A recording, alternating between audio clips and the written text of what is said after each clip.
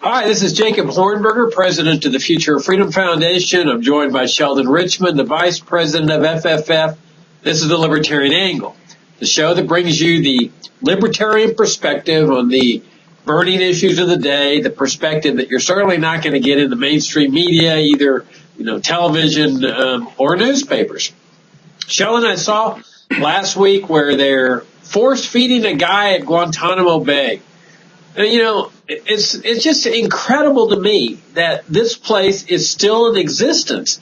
This many years after 9/11, they still got people there that are sitting without trials, that they claim is some kind of justice system, an independent justice system that the Pentagon and the CIA have developed. And it's really, to me, just a real shame, a blight on the heritage of what it means to be an American, the type of system that we're supposed to have in America. I mean, this is just an absolute disgrace. And the fact that, here's a guy who wants to commit suicide because it's obvious that he's getting a life sentence without trial, type of thing that's done in totalitarian countries, and that they have to force feed him to keep him alive so that he can serve his life sentence without trial, to me just says it all. This place is just an abomination. What do you think? Well, it is. Obama every once in a while says he wants to close it, but as any good praxeologist will tell you, actions speak louder than words. I don't care how many times you say something. If you never make any effort to do it, I don't believe you want to do it. I don't think you're speaking English. You say, I want to do something, and you never take a single, step toward doing it. An occasional statement is worthless. It's interesting, this guy who they've now gotten court clearance to force feed, which, by the way, is a form of torture.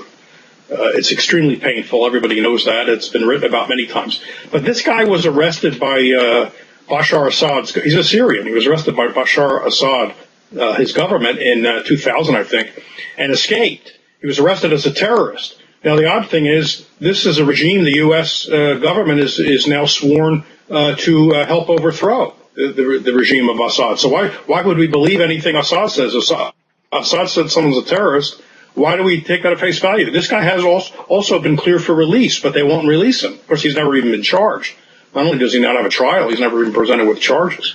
So this also shows the total hypocrisy and craziness of the Syria policy, because we're now on the side of people that are regarded as terrorists by some people, Al-Qaeda types who want to overthrow Assad. The U.S. government is on that side, against Assad. In fact, they're now going to be sending, I just read this morning, they're going to be sending advisors to help what they say are the moderate forces. But most of the fighting is being done by the Islamists, the most sort of radical types. So this guy, we have no idea whether this guy ever did anything wrong, because Assad's government said so, should mean nothing. When they first populated Guantanamo under Bush, George W. Bush, they had several hundred inmates, and we were told these were the worst of the worst. That was their term, the worst of the worst. And yet, as the years went on, most of them were released to go back home. In other words, they turned out to not be the worst of the worst. And we know why. And, lots of authors who have kept up on this have spelled out the fact that a lot of these people were never guilty of anything. There was not even any evidence against them. The U.S. was paying bounties to warlords and other types to find people that they could declare as terrorists. Well, if you offer people thousands of dollars to finger quote terrorists, you'll come up with terrorists. So they came up with, a warlord would say, point to a rival and say, that guy's a terrorist. The CIA would take him in, and then he would be thrown into Guantanamo and held there for several years. But most of those people eventually got released. And Andy Worthington, our own Andy Worthington, has written about this over and over again. He's devoted his life to it. So there's still something under 200 people there, many of whom have been already cleared for release, but Obama won't release them on the grounds that, well, they're mad at the U.S. for being held without any reason, and therefore they might strike back at the U.S. Well, talk about a self-perpetuating, perpetual motion machine. Sure. If you lock people up for no reason and they get mad at you, then you say, well, we can't release them. They're mad at us, and they may commit violence against Americans. Well, that's a nice setup, and it means power will be perpetuated like this forever. Well, it's interesting that your point about Assad. I totally agree. And I think it's even worse than that. Let's not forget that Assad, this dictator in Syria, was once a partner of the U.S. government, operating through the CIA. That when the CIA kidnapped that Canadian citizen, Mehar Arar, at Dulles Airport, when all he was doing was switching planes to return home to Canada, they kidnapped him and then forcibly renditioned him where? To Syria. I mean, this is what was so incredible, is that somehow or another they negotiated and struck a torture agreement with the Syrian goons who do torture in order to turn Arar over to them, torture him on behalf of the CIA, which of course is the U.S. government. And the man was kept there for a year, found totally innocent. He never confessed to anything. I mean, he made false confessions, but everyone acknowledges that it was because he was being tortured. The Canadian government apologized because they had cooperated with this thing secretly. But here, the same dictator that they're now sending advisors over to try to oust this guy, and they're talking about bombing Syria and all this, he was a partner of the U.S. government in terms of the torture of this innocent man. It really goes to show you how screwed up U.S. foreign policy is. But, when they were forming Guantanamo, this is somewhat laughable, but it's also somewhat pathetic, is that the Pentagon was taking the position, and of course the president was taking the position, that this was going to be an independent prison and justice system that would be independent of the Constitution, independent of the Supreme Court, the federal judiciary. They were going to show how the cow eats the cabbage. And what was really ironic about this thing is that they formed the type of prison and justice system that our founding fathers said that government officials would do, but for the Bill of Rights. And in fact, if we go back to the founding of the country, our American ancestors said, we want that Bill of Rights, 4th, 5th, 6th, and 8th Amendments and the rest of them, because we know that if we don't have them, federal officials will impose all kinds of tyranny on us here at home. Well, they were right, because when you look at what the Pentagon, the CIA, and the president have done in Guantanamo, when they believed that they were free of the Constitution, they set up a system where people are presumed guilty, where people can be tortured into making confessions, where where they use tortured evidence as part of the evidence against a person, where the trial is a total sham, where people are not allowed jury trials as they are here in the United States, thanks to the Sixth Amendment, where people cannot summon witnesses on their behalf, where cruel and unusual punishments are inflicted on people. In other words, all the rights and guarantees that are in the Bill of Rights are violated in what the Pentagon and the CIA consider is an ideal justice system. Well, it's ideal in the totalitarian sense. If you look at any totalitarian regime, it will mirror what goes on in Guantanamo Bay. And I think that is an absolutely pathetic statement to the world, that this is what America stands for, as per the Pentagon, the CIA, and the president, and Congress for that matter. Well, I have to point out that the anti-federalists would not have been surprised when the Bill of Rights was introduced and incorporated into the Constitution, or added to the Constitution. One of them compared it to a sugary, frothy dessert topping. In other words, it was just for show. And, of course, we know that within 8 years of the adoption of the Constitution, we had the Sedition Act under John Quincy Adams. And then even when we get into the Jefferson's years, we have things like trade embargoes and eventually war under Madison. And so it didn't seem to it was a parchment barrier, as Madison put it. And the government was always able to run over it whenever it wanted to. It's just gotten worse. Yeah, but I say I'm not sure I agree with that, because I think that the fact that they passed the Alien Sedition Act confirms what our ancestors were saying, that government attracts these kind of people that do these kind of things, and that we need the obstructions and the barriers to at least inhibit what they're doing there. If we didn't have the Bill of Rights, we would have the same kind of system here in the United States that exists in Guantanamo. There would be no presumption of innocence. There would be no right to counsel. There would be torture. There would be waterboarding. There'd be everything that's in Guantanamo and Bagram and so forth when these people were operating independent of the Constitution would exist right here. And so as bad as things are, I mean, ultimately, I think, Sheldon, the answer lies with the citizenry, an aroused citizenry that says, you know, we have a Bill of Rights for this purpose. We have a Constitution for this purpose. It's to protect us from those of you that get into power that are intent on doing bad things to people.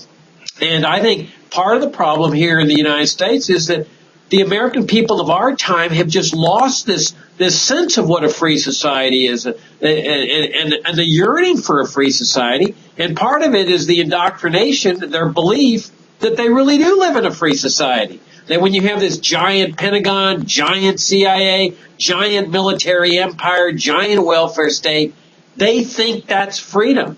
And that's, of course, part of the indoctrination that goes into the government schools and so forth. No, I think you hit the nail on the head. It depends ultimately on the mindset of people. They did permit the Alien and Sedition Acts to be passed. I don't think there was any huge outcry. I mean, it happened, and it lasted until Jefferson got elected. I don't know if that's the reason he got elected. I guess people were sick of all those years of Federalist rule. But then the Republicans ended up doing things that were known to be unconstitutional, like buying the Louisiana Purchase. So ultimately, it is the mindset of people, regardless of what's written down. I mean, look what the government's getting away with today.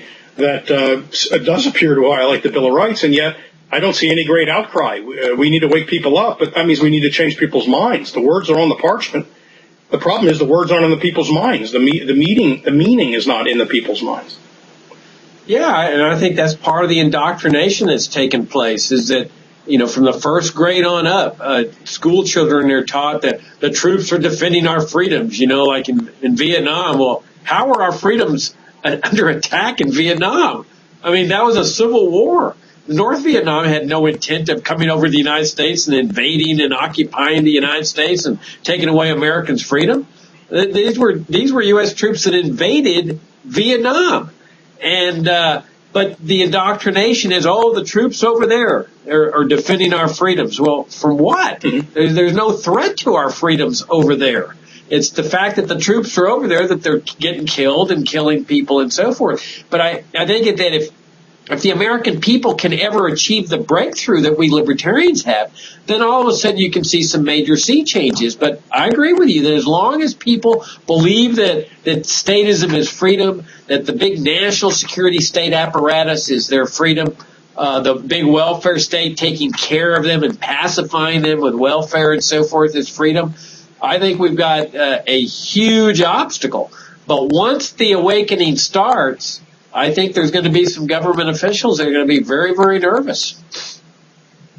Well, I hope it starts. The government officials don't seem too nervous that it's about to start. They're going about their business, and they have plenty of people in the media to defend them, like Michael Kinsley, coming down on Greenwald and other so-called liberals and progressives attacking Snowden, and they don't even want to see the stuff disclosed. Yeah, I think it's part of this thing that's gone on throughout history. There's certain people who, it's almost like their DNA compels them to favor omnipotent government, big, powerful government, and tyranny and so forth. And then there's those of us that just have it in our DNA that we want freedom. That's what our quest is, a free society. We're not interested in, security and so forth. Government provides security. We're here interested in a free society, which is the most secure type of society. And it's that conflict that has taken place throughout history. It's taking place here in the United States with people that are fighting for a free society versus those that are, no, we want the big surveillance state. We want the Guantanamo Bays. There's people that would love to import the Guantanamo Bay, send them over here into the United States. There are people who honestly believe that they've turned Iraq into a free and prosperous country. I often say, heaven forbid that the Pentagon and the CIA ever tried to import their concept of a free society that they think they've established in Iraq and Afghanistan here into the United States.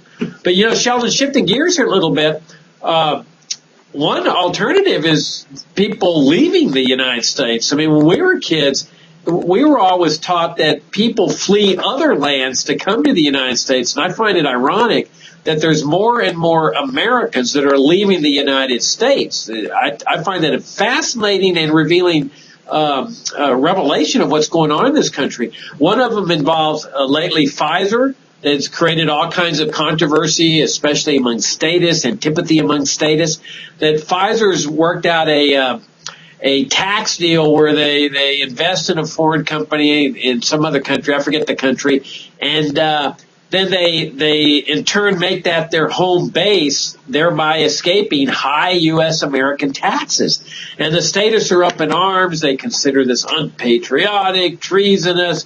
And, of course, Pfizer's not the only one doing that. You got a lot of millionaires, billionaires leaving the United States. And, of course, the U.S. is trying to put sanctions on them, extra high penalty taxes and so forth.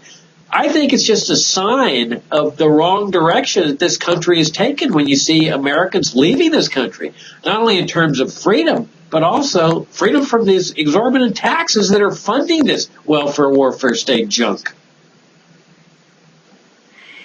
Right, you see this in Europe too, where businesses and people with wealth are fleeing the high tax jurisdictions, heading for the lower tax jurisdictions. And over the years, the central bankers and the governments have arranged situations where they share information in order to find such people.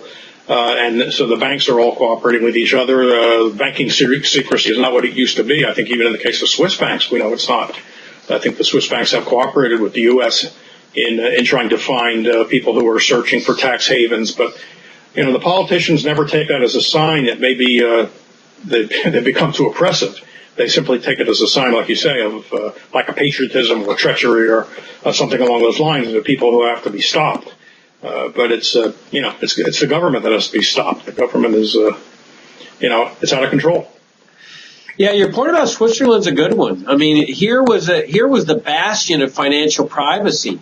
And since Americans have never lived in a society of financial privacy, at least today's Americans haven't, they just can't conceive of how financial privacy is an essential part of a free society. That what you do with your own money, with your own financial affairs is your business. And our ancestors understood this to a certain extent. That's why they didn't believe in income taxation. Americans lived for more than a century without income taxation and the IRS to come and audit your books and pore over what you're doing and what your deductions are and so forth. And that has essentially been the history of Switzerland, that you come in, you put your money there, you don't have to answer any questions, that this is part of being a free person, that you don't have to explain to anybody what you've done with your money or anything like that. And yet, and as you point out, in the last few years, the Swiss, as a result of bludgeoning from the U.S. government, blackmail, extortion, and so forth, they finally broke down their barriers. And now they're working with the U.S., opening up their bank accounts. That they no longer have the financial privacy that they once did.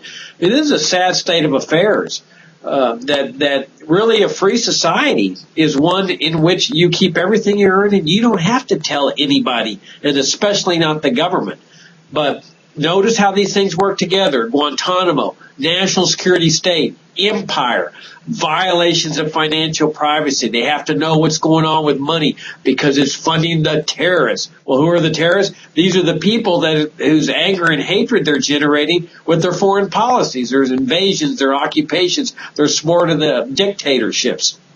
So you have these things working in tandem. The national security state oppressing people overseas with their, interventionist foreign policy, and then they using that as the excuse to take away financial privacy and our freedoms with surveillance, NSA, COINTELPRO, all the stuff that's gone on in the name of protecting us from the communists, the terrorists, and all the other, nonsensical enemies that they come up with.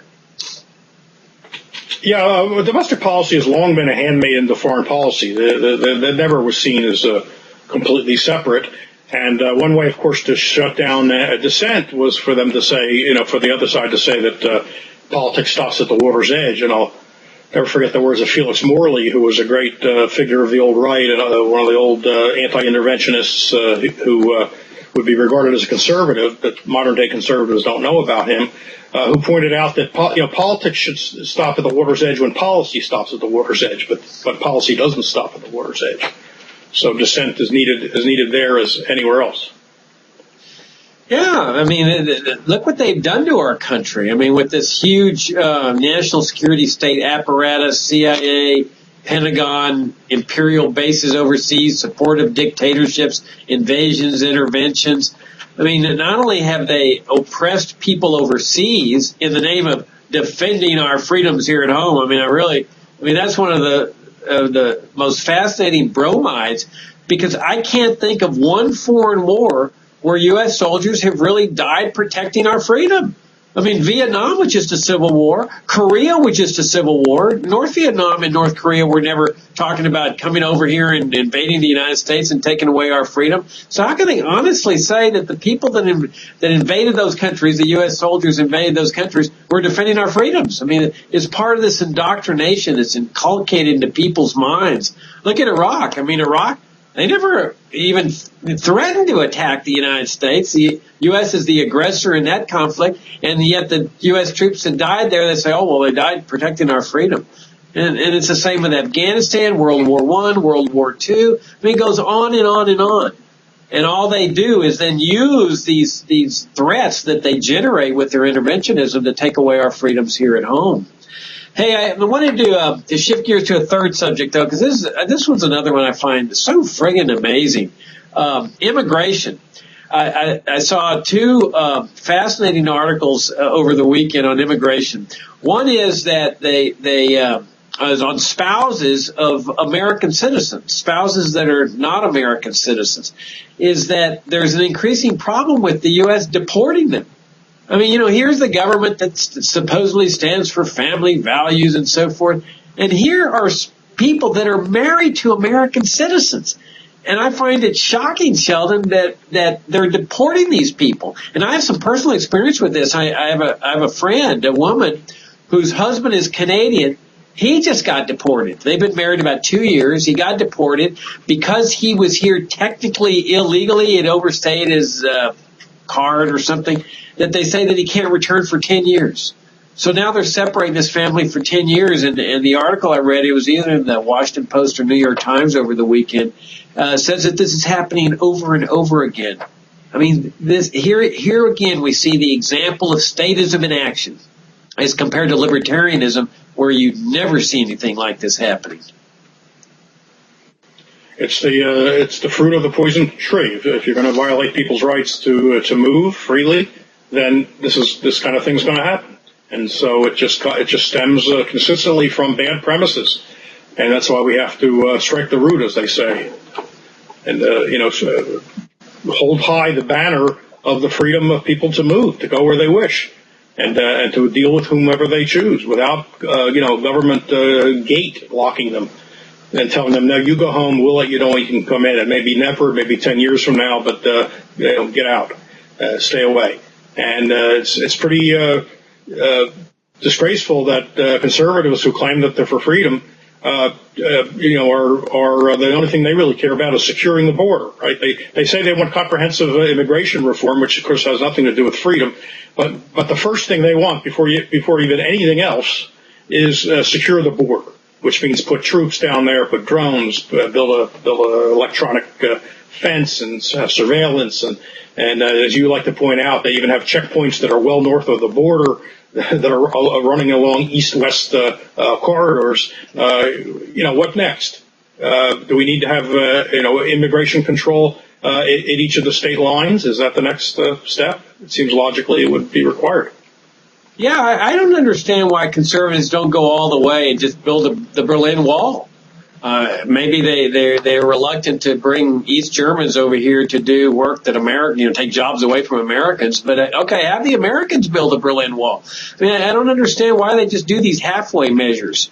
They, as you point out, they say they favor free enterprise and free markets, and yet you couldn't have a bigger violation of freedom and free markets and economic liberty than these immigration controls and these war on immigrants, people who just want to come over here and work. But I don't think the hypocrisy lies only with the conservatives. Remember, President Obama and his liberal cohorts, the progressives, say, we love the poor, we love the disadvantaged, we love the needy. And that's what they do to justify their welfare and their food stamps and public housing and, free breakfast and so forth. We love the poor. Well, really, if you love the poor so much, why are you doing this to immigrants? These are among the poorest people in the world. Why are you separating them from their families? Why are you deporting? Why is President Obama the deporter in chief? I think he holds the record now. Deportations. How does he reconcile that with his purported love for the poor? So you see this hypocrisy on both sides. In fact, Sheldon, another article I read on immigration over the weekend, absolutely fascinating. They put these illegal aliens in detention centers, prisons, and what's their crime? They came in wanting to work, and so the authorities say, well, no, we don't want you working here in the United States, taking jobs away from Americans, so we're gonna punish you and deport you. Well, guess what they're doing in these prisons? They're putting all these immigrants to work and paying them $1 a day. Now, these are the guys that favor minimum wage laws, subsistence level wages, survival wages, and all this, and talk about exploitation of the capitalist system and so forth. Now, what better example of exploitation and force could you have than taking these poor immigrants and saying, well, you can't work out in the private sector, but we're going to force you to work here in the government sector, in the prison sector, and we're going to pay you $1 a day. Now, they say, we're not really forcing people. It's all consensual. But that's just nonsense. That's like as consensual as things are in the Army. Everybody knows that when they tell you to do something or ask you to do something in a prison, if you don't do it, bad things are going to happen to you. It's as consensual as it was on the plantation. It's slave labor. I don't care if you give them $1 a day. Slaves were fed. Slaves were given shelter. Slaves were provided clothing. So they got stuff. So $1 a day doesn't mean it's not slavery. They can't leave. They can't quit. They can't say, no, thanks. I'm going I have a better offer somewhere else. That's slave labor. And it's atrocious. I can't believe, I won't say I can't believe because I can believe. What I'm surprised we're not hearing is some outcry from, like you say, the people, the progressives, the so-called liberals who claim that they, care about people who are downtrodden and on hard times. This is being done by the U.S. government.